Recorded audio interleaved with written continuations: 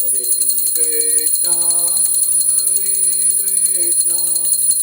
Krishna Krishna, Hare Hare, Hare Rama, Hare Rama, Rama Rama, Hare Hare, Govinda Govinda, Gopal Gopal, Radha जय श्री राम, जय विवेकानंद।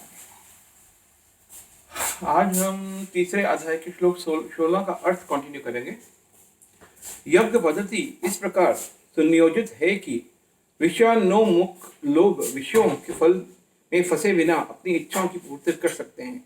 संसार की संपन्नता हमारे प्रयासों पर नहीं अपितु परमेश्वर की पृष्ठभूमि योजना पर निर्भर है। जैसे देवता संपादित करते हैं अतः वेदों में वर्णित देवताओं को लक्षित करके यज्ञ किया जाते हैं।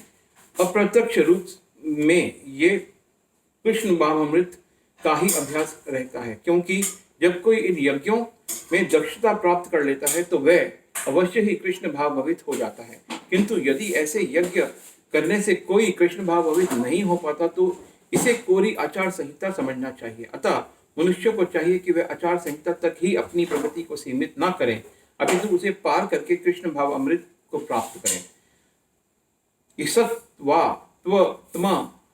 रक्तिरेव स्यादात्म तृप्तिश्च मानव आत्मन्येव स संतुष्टस्तस्य कार्यम न विद्यते।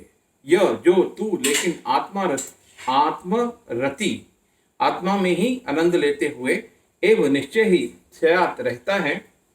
आत्मतृप्ति स्वयं प्रकाशित च तथा मानव मनुष्य आत्मनि अपने में एव केवल च तथा संतुष्ट पूर्णतया संतुष्ट तस्य उसका कार्यम कर्तव्य न नहीं विद्यते रहता है। किंतु जो व्यक्ति आत्मा में ही आनंद लेता है तथा जिसका जीवन आत्म साक्षात्कार युक्त है और जो अपने में ही पूर्णतया संतुष्ट रहता है उसके लिए कुछ करणीय कर्तव्य नहीं होता। तात्पर्य जो व्यक्ति पूर्णतया कृष्ण भाव भवित है और अपने कृष्ण भाव अमृत के कार्यों में पूर्णतया संतुष्ट रहता है उसे कुछ भी नियत कर्म नहीं करना होता। कृष्ण भाव भवित होने के कारण उसके हृदय का सारा मैल तुरंत धुल जाता है, जो हजारों यज्ञों को संपन्न करने में पर ही संभव हो पाता है। इस प्रकार चेतना के शुद्ध होने से मनुष्य परमेश्वर के साथ अपने संबंध के प्रति पूर्णतया आश्वस्त हो जाता है। कृष्ण भगवत कृपा से उसकी कार्य स्वयं प्रकाशित हो जाता है। अतएव वैदिक आदेशों के प्रति उसका कर्तव्य निशेष हो जाता है। ऐसा कृष्ण भाव भवित व्यक्ति कभी भी भौतिक कार्यों में रुचि नहीं लेता और न ही उसे सुरा सुंदरी तथा अन्य प्रलोभनों में कोई आनंद मिलता है।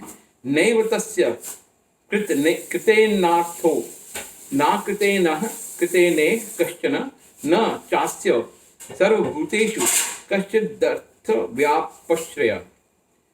न कभी नहीं एव निश्चय ही तस्य उसका कृतेन कार्य संपादन अर्थ प्रयोजन न तो अकृतेन कार्य न करने से इस संसार में कश्चन जो कुछ भी न कभी नहीं च तथा अस्य उसका सर्वभूतेषु समस्त जीवों में कश्चित कोई अर्थ प्रयोजन वै पाश्रय शरणागत। हरे कृष्णा